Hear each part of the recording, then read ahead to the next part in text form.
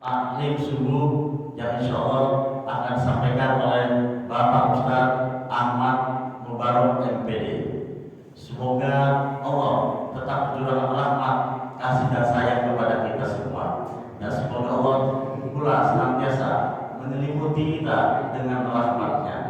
Sholawat, salam dan sanjungan tetap tercurah kepada junjungan Nabi besar Muhammad SAW beserta keluarganya, sahabat-sahabatnya, pengikut-pengikutnya sampai akhirnya kepada kita semua. Semoga kita berharap di akhir nanti kita mendapatkan syafaat dari beliau.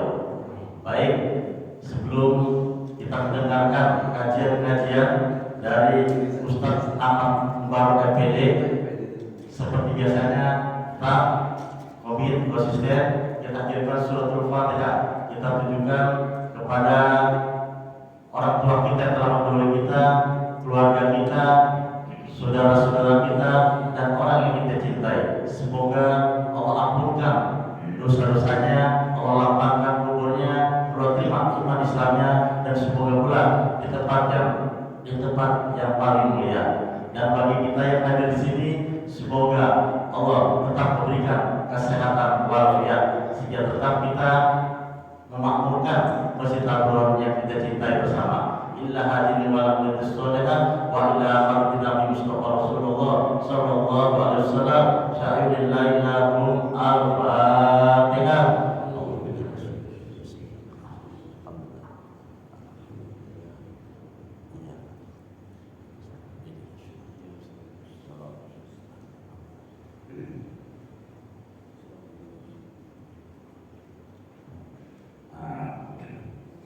Baik, mari kita sama-sama mendengarkan kajian. Setelah itu dipersilakan kepada para jamaah untuk menanyakan hal-hal materi yang nanti akan disampaikan oleh Pak Ustadz. Untuk itu kepada Pak Ustadz kami dipersilakan. Bismillahirrahmanirrahim. Assalamualaikum warahmatullahi wabarakatuh. Alhamdulillah. Alhamdulillahilladzi anzalal Qur'an hudan lin-nasi wa bayyinatin minal huda wal furqan. Wassalatu wassalamu ala sayyidina wa habibina wa syafi'ina wa qurrati a'yunina wa maulana Muhammadin sayyidil insi wal jan wa ala alihi wa ashabihi zawil fadli wal irfan. Amma ba'd. Subhanaka la ilma lana illa ma 'allamtana innaka antal alimul hakim. Rabbi shrah li sadri wa yassir li amri wahlul 'uqdatam min lisani yafqahu qawli. Rabbi a'udzu bika min hamazati syayatin wa a'udzu bika rabbi an yahdurun. Rabbi yassir wa la tu'assir ya karim. Sallallahu alaihi. Ma'asyiral muslimin, jamaah Masjid Jami Al-Furqan yang dirahmati Allah Subhanahu wa taala. Sebelum kita memulai taklim kita pada pagi hari ini, mari sama-sama kita awali dengan membaca Ummul Quran suratul Fatihah. Kita minta kepada Allah Subhanahu wa taala agar Allah limpahkan kebaikan dan keberkahan bagi kita semua. Allah berikan ilmu yang bermanfaat, Allah mudahkan segala urusan kita, Allah luaskan rezeki kita, Allah sehatkan badan kita, Allah panjangkan umur kita. Doakan jamaah Masjid Al-Furqan yang dalam keadaan sakit atau kurang sehat, mudah-mudahan diangkat penyakitnya dan diberikan kesehatan oleh Allah Subhanahu wa taala. Al-Fatihah tabilu qabul wa ta'ala bi kulli su'in wa ma'amul jamala bi jamil wa baraka fil hal wal mawaddah wa ya rabbal hadratin nabi al-Fatihah. Bismillahirrahmanirrahim. Alhamdulillahi rabbil alamin arrahmanir rahim maliki yaumiddin. Iyyaka na'budu wa iyyaka nasta'in ihdinas siratal mustaqim siratal ladzina an'amta 'alaihim ghairil maghdubi 'alaihim waladdallin.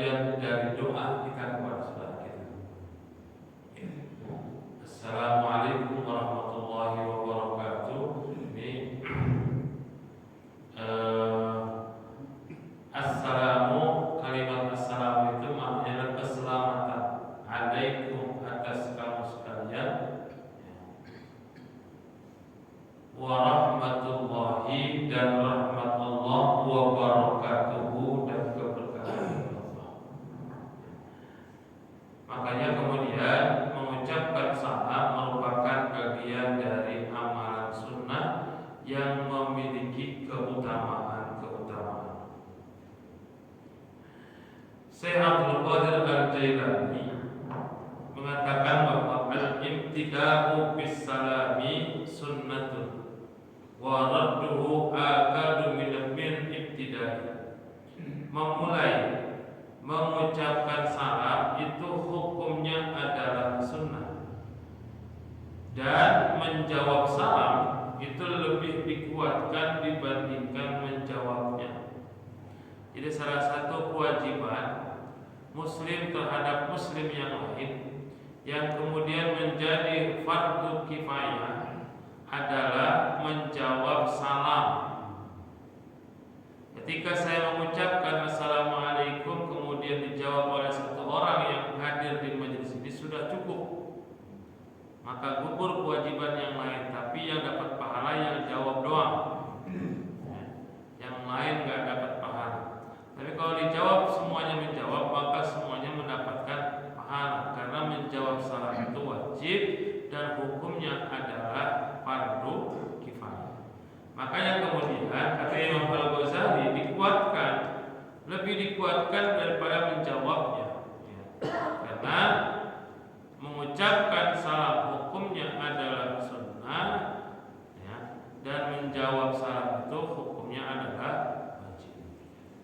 Tapi walaupun hukumnya sunnah, mengucapkan salam hukumnya sunnah dan menjawab salam hukumnya wajib, maka keutamaan itu tetap ada orang yang memulai salam walaupun sunnah, ya. Jadi sangat dianjurkan untuk memulai salam walaupun hukumnya sunnah, ya. Dan itu lebih baik, lebih utama dibandingkan menjawab salam walaupun menjawab salam itu hukumnya adalah wajib atau fardu kifayah. Dan terkadang kan kalau yang memulai ini yang agak susah, kalau belum terbiasa. Kita menjawab salam udah biasa, orang mengucapkan salam, kadang-kadang dapat kita menjawab salam.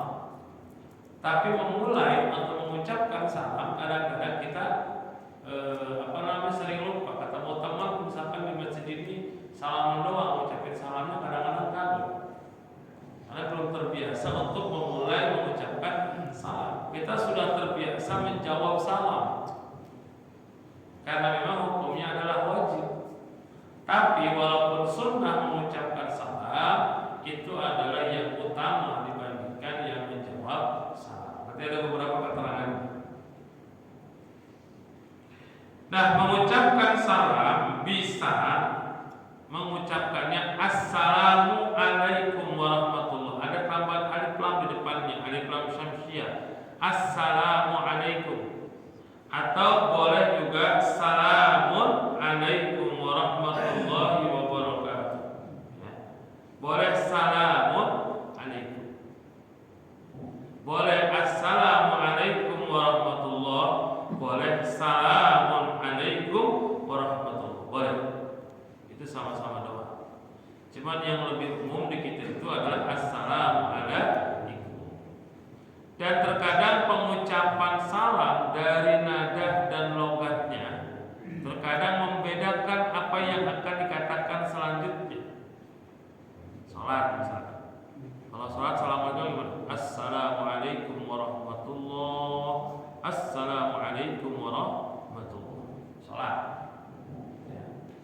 Atau mau ceramah, mau sambutan, mau apa, mau ucapin assalamualaikum warahmatullahi wabarakatuh gitu.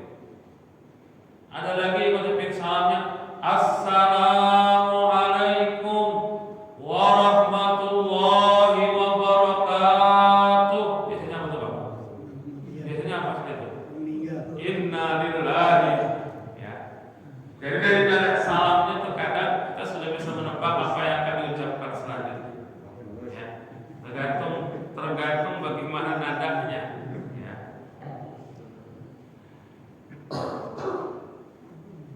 Nah, mengucapkan salam itu sunnah orang yang berjalan terhadap orang yang duduk, sunnah. Jadi kita lagi jalan, ada orang yang duduk, maka yang berjalan itu sunnah untuk mengucapkan salam lebih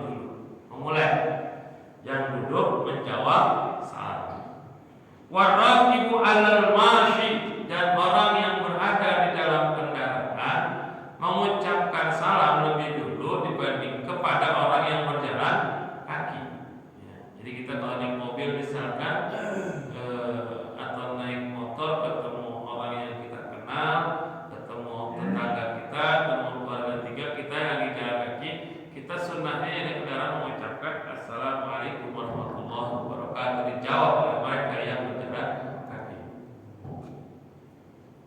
Dan wassalamul wahidi minal jama'ati ala ghairihi yujzi'u wa kadzalika wadul wahid minal jama'ati yujzi'u. Jadi kalau jalan rame-rame, kita berjalan rame-rame nih, ya, yang ngucapin salam satu orang sudah cukup, sudah mewakili. Saya kita lagi jalan berdua, bertiga, berlima, jalan berjalan, kemudian ada orang yang duduk tempat yang kita kenal, misalkan apakah di pos RW atau di kantor atau di mana. Lalu satu orang dari 5 orang yang berjalan tersebut mengucapkan salam, itu sudah cukup mewakili dari yang lain. Ya, nggak usah semuanya, 5-5-nya mengucapkan salam misalkan. Satu saja sudah cukup. Dan begitu pun juga menjawabnya. Ketika menjawab salam karena fardu kifayah diwakili oleh satu orang pun sudah cukup dan kewajiban yang lain menjadi gugur. Tapi sekali lagi, pahala yang didapat adalah hanya didapat oleh orang yang menjawab salam. La yajuzu al-bida'atu bis-salami 'alal musyriki bihalin.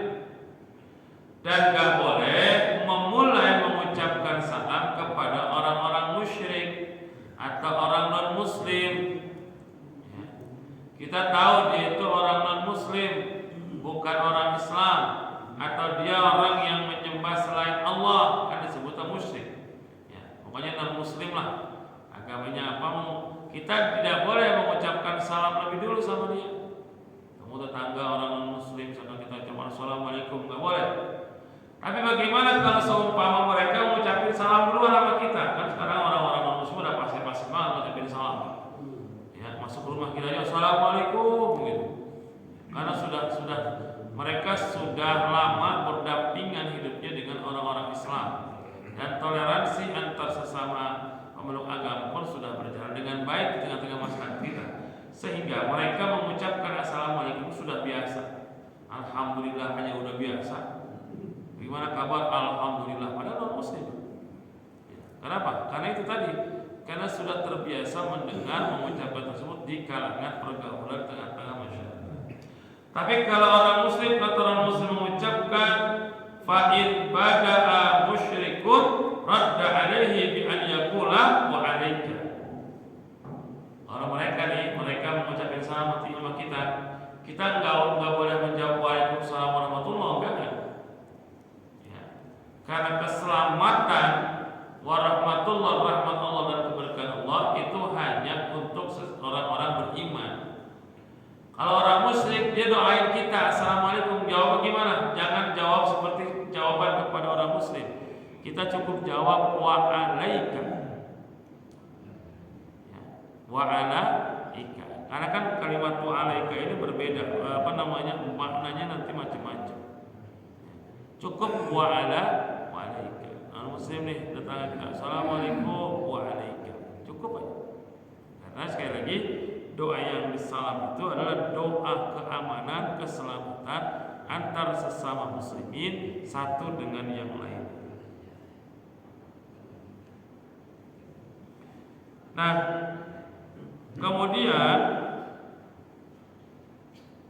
kalau kita menjawab salam, misalkan assalamualaikum warahmatullahi, ya, atau ada orang mengucapkan assalamualaikum, kita jawab waalaikumsalam atau waalaikumsalam warahmatullahi. Itu berarti jawabannya lebih baik dibandingkan orang yang memulai. Kemudian ada orang yang mengucapkan assalamualaikum warahmatullahi wabarakatuh, misalkan. Minimal jawabannya sama, waalaikumsalam warahmatullahi wabarakatuh. Ya.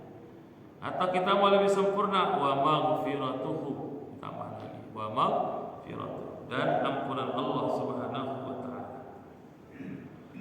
Kalau seumpama ada orang mengucapkan salam doang, salam. Kadang-kadang kita makan mengucapkan salam lagi malamnya, kum, lam, kum doang. Gurunya assalamualaikum, waalaikum, lam, atau lamleikum. Apa tuh Pak lamleikum? Lamleikum. Padahal kalimatnya adalah assalamu alaikum atau salamun alaikum. Makanya assalamualaikum. Dan mengucapkan alifnya pun nggak panjang sebenarnya. Ya. Assalam, bukan assalam gitu, bukan. Ya. Kayak anak SD Pak kalau mau pulang, assalamu alaikum. A-nya jangan dipanjangin, tapi assalamu alaikum. Nah, hadis Rasulullah sallallahu alaihi wasallam, sebelum hadis ada wa yustahabbu lil muslimi al musafahatu li akhihi. Disunnahkan bagi orang muslim musafahah. Musafahah itu salaman, ya, kepada saudaranya. Ada keterangan hadis mengatakan apabila dua orang muslim dia bertemu, dia mengucapkan salam, kemudian dia bersalaman, maka dosa-dosa keduanya digugurkan, diampuni atau dihapus selama dia masih berjabat tangan kepada saudaranya. Jadi jabat tangan itu hukumnya adalah sunnah, bahkan menggugurkan dosa-dosa. Bagaimana salaman setelah sholat? Nggak jadi masalah. Salaman setelah sholat bukan bagian dari sholat. Ya, kita nih habis sholat selesai, assalamualaikum itu wirid, kan habis sholat kita salaman, nggak masalah. Ada bilang bid'ah dari mana? Ya. Malah hadis Rasul, kalau dibilang dengan hadis Rasul mengatakan tadi bahwa orang yang bersalaman ketika tangannya berjabat tangan, kalau dulu lagi corona mungkin nggak jabat tangan, kita cukup menyampaikan simbol salaman. Ya. Selama tidak atau tangannya belum terlepas, maka saat itu dia mendapatkan, keduanya mendapatkan ampunan dari Allah Subhanahu wa taala. Jadi sunnah hukumnya berjabat tangan, apapun kondisi dan keadaannya, termasuk salaman setelah sholat. Kenapa salaman setelah dikatakan bid'ah? Karena mereka nggak tahu hukumnya seperti apa, keutamaan seperti apa. Urusan bid'ah dan lain sebagainya ini kan berkaitan dengan ibadah dan tidak ibadah. Kalau dalam ibadah ada sesuatu yang tidak dicontohkan dalam syariat, nggak boleh kita lakukan. Salat subuh 2 rakaat, syariatnya 2 rakaat. Tapi kita sholat 3 rakaat, maka itu yang dikatakan bid'ah. Sholat maghrib 3 rakaat, kita kurangi, kita counting jadi 2 rakaat. Ngapain 2 rakaat dikosor? Nggak ada sholat kosor maghrib, hukumnya nggak ada, tidak ada sholat mengkosor sholat maghrib. Karena sholat kosor cuma sholat yang rakaatnya jumlah rakaatnya 4. Gak bisa sholat maghrib dikosor. Jadi sholat 2 rakaat bid'ah, karena tidak sesuai dengan aturan syariat. Tapi kalau di luar hal ibadah yang sifatnya muamalah, sifatnya hubungan antar sama manusia, kehidupan sosial dan lain sebagainya, maka tidak termasuk dalam kategori atau radar hikmah. Karena Rasulullah pun sudah pernah menyampaikan kepada sahabatnya, antum a'lamu bi umuri dunia. Kalian lebih tahu dengan urusan perkara-perkara Dan selama tidak melanggar aturan syariat, maka tidak ada yang berdosa dalam setiap kreativitas dan inovasi yang didapat dalam hubungan ulama. Sehingga kita lebih pikiran otak kita, kesempatan kita bisa lebih berkembang untuk meningkatkan apa yang dalam kategori muamalah, baik dalam kegiatan-kegiatan keagamaan ataupun dalam kegiatan sosial. Nah, salaman musafahah setelah sholat bukan bagian dari ibadah sholat itu, tapi dalam bentuk silaturahim. Coba Pak, seumpama ke masjid, habis sholat baca doa, kita salaman 5 kali dalam sehari, kita salaman kepada orang yang sama, maka betapa banyak dosa-dosa yang berguguran ketika kita salaman itu lebih lepas. Masa menggugurkan dosa dibid'ahkan dan disalahkan?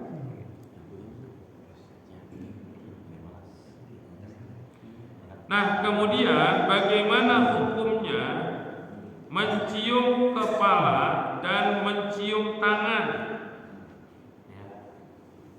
Ada tradisi begini dalam kalangan tertentu, mereka ketika bertemu bukan hanya bersalaman tapi berpelukan, lalu kemudian mencium keningnya atau mencium tangan.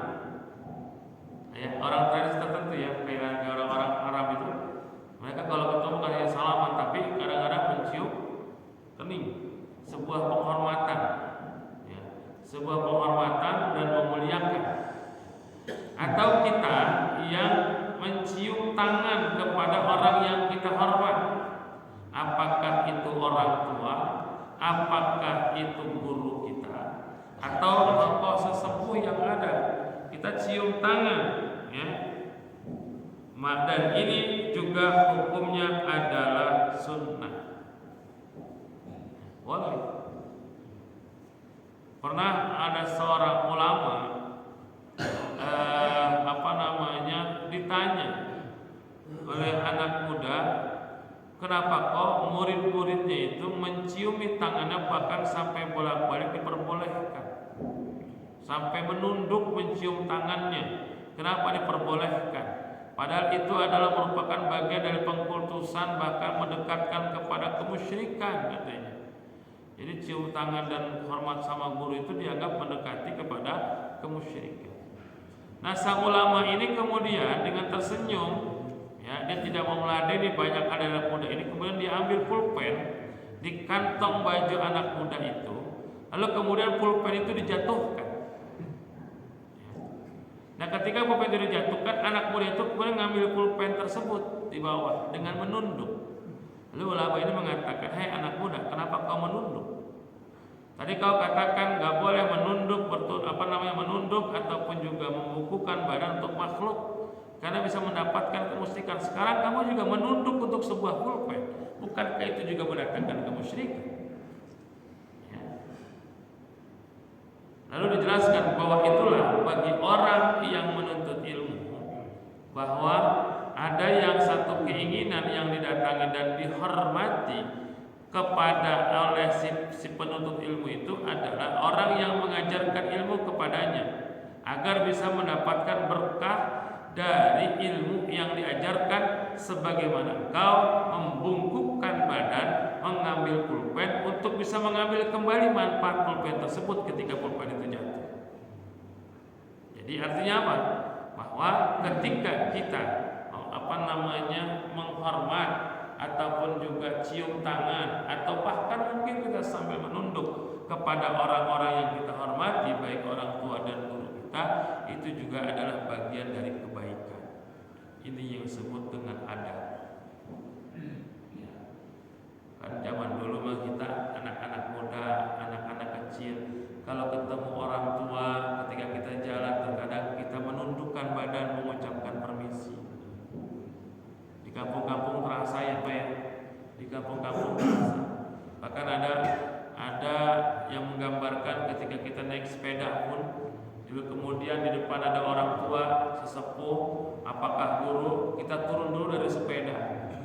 Permisi dulu kalau memang kita buru-buru, terkadang kita nggak pengen mendorong, tapi kalau pengen buru-buru permisi, tapi nggak naik sepeda sambil mendorong sepeda, saking hormatnya dan menjaga akhlak. Sekarang boro-boro, jangankan sama orang tua sesepuh di tempat kita tinggal, jangankan sama kakak atau orang kita hormati, sama guru aja kadang-kadang hormatnya kagak hormatnya bukan main. Kita dulu kalau ketemu guru kita samperin cium tangan. Sekarang kalau ketemu dari jauh, "Hai Pak," ya, udah kayak teman. Ya, adabnya sudah berkurang. Ketemu orang tua bodoh amat. Misalkan ada orang tua di lingkungan kita, dia jalan bodoh amat. Kadang-kadang sampai main handphone gitu aja. Ya, sambil nabrak dan sebagainya, jalan di depannya pun juga cuek kadang-kadang. Inilah sekarang adab seperti sudah mulai tergusur. Makanya kemudian sekarang ini di kalangan pesantren, kalangan majelis taklim lebih sedang juga dimasyarakatkan bahwa adab itu lebih utama dibandingkan ilmu. Percuma dia berilmu, percuma dia jago dalam hal ilmu, baca kitabnya jago, hafal Qurannya, kemudian hafal yang lainnya, tapi nggak punya adab, percuma. Sebab setan itu lebih pintar daripada manusia. Ya. Setan hafal Quran. Ya. Setan itu hafal Al-Quran. Bahkan iblis itu pernah memimpin para malaikat sebelum Allah menciptakan Adam. Ya. Yang kemudian iblis ini pula, ya, yang merasa sombong dengan kesombongan, dengan kedudukannya, yang kemudian menolak ketika Allah Subhanahu wa taala meminta iblis untuk bersujud kepada manusia, dalam hal ini Adam. Pinter, ribuan tahun ibadahnya kepada Allah. Nah, kalau pinter doang gak punya adab, apa bedanya sama iblis? Tapi kita adab dulu, karena kalau sudah dengan adab, dengan akhlak, dengan tingkah laku yang baik, maka insya Allah dia juga akan mendapatkan ilmu dan keberkahan dari ilmunya. Betapa banyak orang yang menjadi kiai besar, ketika mondoknya itu dia nggak langsung belajar, nggak banyak belajar, tapi lebih banyak berkhidmat kepada gurunya. Gurunya khidmatnya bukan main. Disuruh ini jangankan disuruh, tanpa disuruh pun dia sudah membantu gurunya. Hormatnya luar biasa. Nah, inilah yang kemudian memberikan keberkahan. Makanya sekarang banyak Pak, orang-orang pintar bergelar akademik panjang, lulusan mana, tapi kadang-kadang kurang manfaat ilmunya. Kenapa? Bisa jadi kurang adab dan kurang berkah dari akhlak kepada guru-gurunya. Nah, makanya dikatakan adab itu lebih penting dibandingkan ilmu. Makanya salah satu bukti untuk kita menjaga adab dan tata krama adalah dengan mencium tangan orang tua kita, mertua kita, guru-guru kita, atau orang-orang yang ditokohkan di kita, yang dituakan di kita. Sebagai bentuk apa?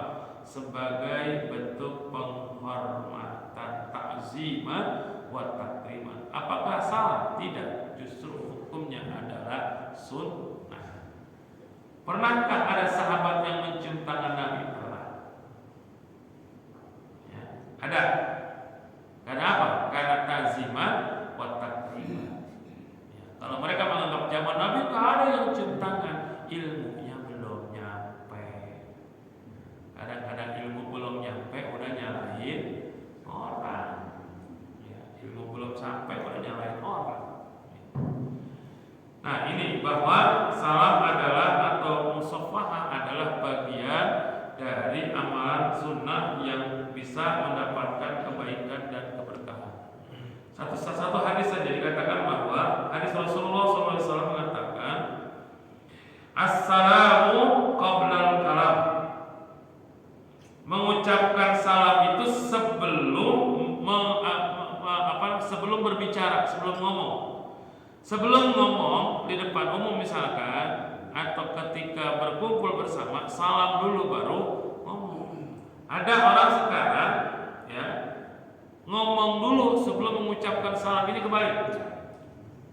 Naik panggung misalkan di podium, kepada yang terhormat Ibu Lurah, yang terhormat Bapak Camat, mungkin atu-atu. Setelah menyebutkan semua baru salam. Assalamualaikum warahmatullahi. Ini kurang pas. Kalau menurut hadis ini salam dulu baru mengucapkan yang lain. Assalamualaikum warahmatullahi wabarakatuh, selesai dijawab, baru setelah itu yang terhormat bla bla bla bla bla. Ya. Ada kan yang dibalik, diucapkan dulu yang terhormat ini, baru kemudian mengucapkan salam. Kebalik, Pak. Assalamu qoblal kalam. Mengucapkan salam itu sebelum mengucapkan kalimat yang lain, sebelum ngobrol atau sebelum menyampaikan sambutan. Ya. Kenapa demikian? Yundabu assalamu qabla syuru'i fil kalami li'annahu tahiyyatu hadhil ummah. Disunnahkan mengucapkan salam lebih dulu dibandingkan kata-kata dan kalimat yang lain, karena salam itu adalah ucapan penghormatan umat ini. Jadi ketika kita mengucapkan salam itu lebih utama pengucapan penghormatan dibandingkan sekedar mengucapkan kepada yang terhormat. Ya. Jadi kepada yang terhormat Bapak ini, kepada yang terhormat Ibu itu tidak melebihi kalimat penghormatan ucapan salam. Jadi ucapan salam pun sebenarnya kalau boleh dikatakan assalamualaikum dan seterusnya, itu sudah merupakan penghormatan yang besar kepada orang-orang yang ada di hadapan kita, walaupun tanpa menyebutkan nama. Begitu. Jadi assalamualaikum warahmatullahi wabarakatuh langsung menyampaikan sambutan, nggak jadi masalah. Karena dengan ucapan salam maka orang yang ada di hadapan kita itu sebenarnya sudah mendapatkan penghormatan yang besar dari ucapan salam. Cuman di kalangan kita kan supaya lebih lengkap kita sebutkan kembali. Setelah assalamualaikum yang terhormat kan begitu. Itu kan penghormatan. Penghormatan untuk menyebutkan atas kehadiran orang-orang yang ada di tengah-tengah kita, maka disebutkan satu persatu. Nah, lebih baik memang mengucapkan salam, kemudian baru menyebutkan orang-orang yang kita hormati. Itulah orang Indonesia, Pak. Orang Indonesia itu begitu. Ketika sudah mengucapkan yang mencakup semua, terkadang kita rinci menjadi satu-satu lagi disebutin. Itulah orang Indonesia. Jadi begitu. Jadi kenapa mengucapkan salam dulu itu lebih baik dan disunahkan dibandingkan mengucapkan kalimat yang lain? Karena ucapan salam itu adalah penghormatan bagi umat ini dan penghormatan yang besar. Kalaupun setelah mengucapkan salam menyebutkan penghormatan lagi kepada yang lain, maka itu lebih baik, lebih terinci dan lebih lebih bangga ketika disebutkan satu persatu. Nah, inilah kemudian ya mengucapkan salam itu ya hukumnya adalah sunnah. Bahkan Imam Nawawi mengatakan wa sunnatu annal muslima yabda'u bis salami qabla kulli kalamin. Sunnah bagi muslim memulai mengucapkan salam sebelum dia mengucapkan kalimat apapun. Sebelum mengucapkan kalimat apapun. Makanya ketika mengucapkan kalimat atau salam, ya, ucapkan salam sebelum mengucapkan kalimat yang lain seperti pada terhormat. Tapi kalau dimulai dengan bismillah itu lebih bagus lagi. Bismillahirrahmanirrahim. Assalamualaikum warahmatullahi wabarakatuh. Karena menggabungkan dua hadis dan dua amalan sunnah. Pertama, bismillah, kata Nabi, sesuatu yang dia tidak diawali dengan bismillah maka dia terputus keberkahannya. Dan tadi assalamu qablal kalam, mengucapkan salam sebelum berbicara. Maka mengucapkan bismillah dan mengucapkan salam di awal dia mengucapkan pembicaraan di hadapan umum, berarti dia mendapatkan dua pahala dan dua kebaikan. penting sebelum mengucapkan kalimat yang lain. Baik Bapak Saudara, ada waktu beberapa menit yang mungkin bisa kita manfaatkan untuk bisa bertanya dan sebagainya. Kami persilakan.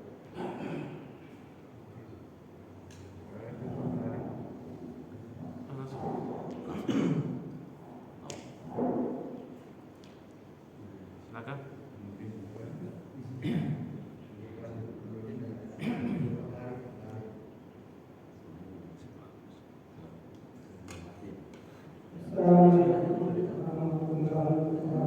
Waalaikumsalam warahmatullahi wabarakatuh.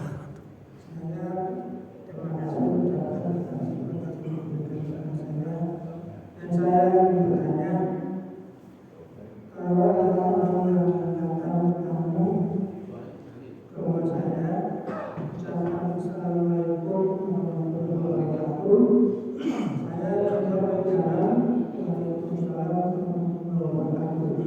Tapi ternyata setelah saya keluar, yang ucapan itu orang Islam atau orang Muslim. Apakah saya buat dosa mengucapkan tersebut? Terima kasih. Assalamualaikum warahmatullahi wabarakatuh. Assalamualaikum.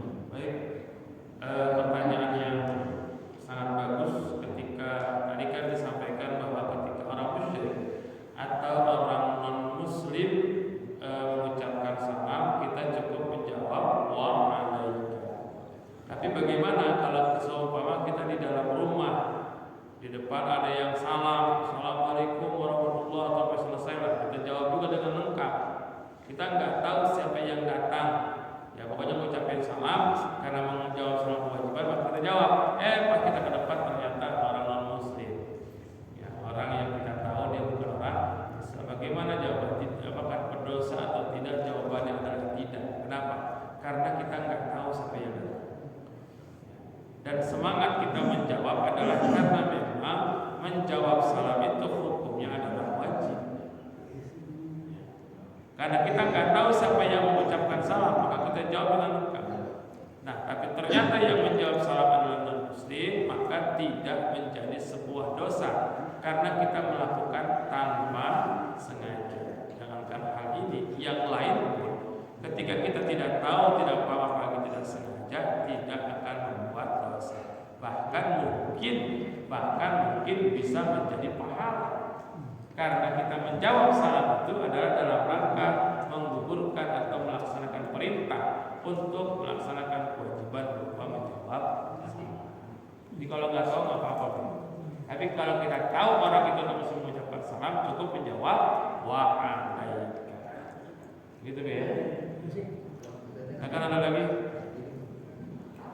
Boleh yang lain, boleh. Senang kurban bisa nggak apa-apa. Oh, wanita kurban tuh, tanya. Sibuk deh. Idul Kurban boleh? Oh, itu biar tadi. 20. Saya ingin bertanya, bagaimana kalau seorang anak memberikan korban kepada kedua orang tuanya yang masih ada waktu untuk meninggal, apakah pahalanya itu akan mengalir ke anaknya? Apakah pahala itu berbeda? Demikian, terima kasih. Assalamualaikum warahmatullahi wabarakatuh. Yang sudah meninggal ya Pak? Itu yang belum meninggal. Ya. Kurban itu hukumnya itu sunnah muakkadah kifayah.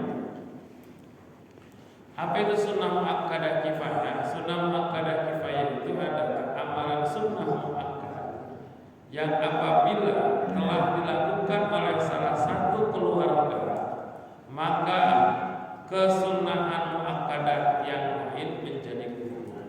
Misalkan dalam satu keluarga ada yang berkurban, entah itu bapaknya, entah itu ibunya, entah itu anaknya, dia berkurban. Maka kesunahan muakkadah satu keluarga tersebut telah gugur, ya, sunnah muakkadahnya. Jadi nggak sunnah lagi, maksudnya sudah gugur. Karena kifayah, sebagaimana hukum fardu kifayah tadi. Fardu kifayah itu kan kewajiban bersama. kalau dilakukan oleh satu orang, maka kewajiban yang lain menjadi gugur, maka nggak wajib lagi kan begitu. Sunnah muakkadah kifayah pun demikian. Kalau sudah dilakukan oleh salah satu keluarga, maka sunnah muakkadah keluarga lain menjadi gugur. Tapi apabila semua anggota keluarga ingin berkurban, itu lebih baik. Ya, itu lebih baik. Nah, bagaimana seorang anak ingin mengorbankan rasanya berkurban atas nama orang tuanya, tentunya bagus. Ya terpenting ada komunikasi antara anak dan orang tua. Ketika kita ingin berbuat baik atau mewakilkan, bahasanya apa ya? Kalau zakat kan begini, kalau zakat fitrah itu begini. Seorang anak yang sudah balik dizakatkan oleh orang tuanya, itu orang tuanya kudu izin dulu sama anaknya. Jangan asal bayar zakat. Kita punya anak nih Pak, udah gede Pak, udah SMA lah, udah balik. Kita bayar zakat sekeluarga termasuk anak yang kita sudah, itu kalau seumpama tanpa izin dari anak yang sudah balik bisa bermasalah dalam itu. Izin dulu, nah kamu kan sudah balik, kamu bahkan sudah kerja atau sudah balik, ayah mau bayarkan zakat, izinkan. Mudah-mudahan kamu ridho ayah bayar zakat. Karena kewajiban zakat itu orang yang sudah balik dia punya kewajiban tersendiri. Apabila dibayarkan oleh orang lain, maka orang lain yang membayarkan kudu izin di dalam hal zakat. Maka demikian juga dalam hal berkurban, lebih baik si anak ini menyampaikan kepada orang tuanya kalau dia punya niatan, keinginan untuk menafkahkan sebagian hartanya berkurban atas nama orang tuanya. Begitu, ya ini masalah. Nah, buat yang meninggal ada yang berpendapat sampai, tapi utamakan yang masih hidup. Ya, utamakan yang masih hidup. Jangan sampai misalkan kita punya orang tua kita sudah meninggal dan kita tahu persis orang tua kita tuh pernah berkurban. Lalu kita ingin sebagai anak yang berkurban atas nama orang tua kita sudah meninggal dulu. Utamakan dulu yang hidup. Istrinya udah berkurban belum? Anaknya sudah kurban belum? Keluarganya sudah kurban belum? Utamakan yang belum dulu, ya. Baru kemudian kita berkurban untuk orang yang sudah wafat. Apalagi kita tahu orang yang sudah wafat itu pernah berkurban. Tapi kalau seumpama sudah dikurbankan semua dan hanya bisa berkurban, misalkan yang belum tinggal yang dikorbankan adalah orang yang sudah meninggal, maka ada pendapat mengatakan kurbannya juga sampai. Begitu. Ada lagi silakan, masih ada waktu. Ya, Pak Jentri, panitia nih. Assalamualaikum warahmatullahi wabarakatuh. Assalamualaikum. Maaf, saya kemarin ada pertanyaan dari orang tua saya Pak. Itu kan kebetulan orang tua saya bertanya tentang menghajikan. Badal. Namanya kodok ya. Badal. Jadi ada niatan dari orang tua saya untuk membadalkan haji orang tuanya. Karena kebetulan mungkin nggak tahu tahun berapa, mungkin 50 atau 60-an meninggalnya, jadi belum haji. Nah, apakah itu membadalkan haji itu ada hukumnya atau ada pernah dilakukan oleh di zaman Nabi, dan pahalanya apakah nyampe ke orang tuanya gitu. Nah, kemarin kebetulan saya juga dalilnya nggak paham. Mungkin pertanyaan itu. Assalamualaikum warahmatullahi wabarakatuh. Waalaikumsalam warahmatullahi wabarakatuh. Membadalkan haji hukumnya boleh dan ada dalilnya. Ya, di zaman Nabi di antara dalilnya adalah ketika ada seorang anak, dia menyampaikan bertanya kepada Nabi tentang bahwa dia belum sempat berbuat baik kepada orang tuanya. Maka kemudian dia punya sebidang tanah, lalu dia infakkan sebidang tanah itu yang pahalanya atau ditujukan untuk orang tuanya. Apakah diperbolehkan? Maka dijawab oleh Nabi, hukumnya adalah boleh. Nah, itu artinya bahwa dari anak atau orang yang hidup menyampaikan sesuatu bentuknya ibadah yang pahalanya disampaikan kepada wafat, maka Nabi menjawab boleh. Atau rusak lah bahasa kitanya, bahaya sama. Nah, berkaitan dengan badal haji itu selain berhubungan dengan apa yang tadi saya sampaikan dari dalil tersebut, ada kewajiban dari ahli waris apabila seseorang yang sudah mampu untuk melaksanakan haji tapi kemudian terhalang, entah wafat atau lain sebagainya. Misalkan begini, kita punya orang tua sudah niat berhaji, sudah setoran haji, sudah mampulah katakan, ya niatnya udah kuat tapi belum kesampaian, keburu meninggal, maka alangkah baiknya ahli waris tersebut memenuhi keinginan itu untuk membadalkan haji. Nah, badal haji ini dilakukan oleh orang yang sudah haji, ya, oleh orang yang sudah haji. Jadi bukan asal orang, misalkan kita berangkat nih, kita belum haji, kita berangkat ke Mekah menunaikan haji, tapi hajinya kita membadalkan, nggak bisa. Ya, hajinya kita itu usahakan dulu untuk melaksanakan kewajiban buat kita dulu. Seperti halnya umroh. Kalau kita berangkat umroh kan, misalkan sampai Mekah kita langsung umroh, itu namanya umroh wajib. Umroh itu sama hukumnya dengan haji. Umroh wajib dulu kita laksanakan buat diri kita. Ya. Nah, kemudian baru kita bisa membadalkan umroh buat orang lain. Maka yang haji dibadalkan oleh orang yang sudah melaksanakan ibadah haji. Jadi dalilnya ada Pak Haji. Ya. Satu lagi berkaitan dengan haji, saya lupa itu. Ya. Ada catatan yang pernah saya baca tentang dalil membadalkan haji. Jadi dalilnya ada, dan di zaman Rasul Sallallahu Alaihi Wasallam pun pernah dilakukan dalam hal ini. Walaupun secara eksplisit tidak terang-terangan kayak kita lakukan.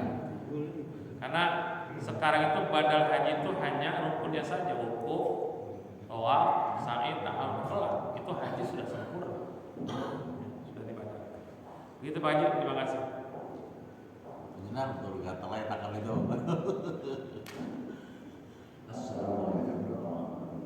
Waalaikumsalam warahmatullahi wabarakatuh.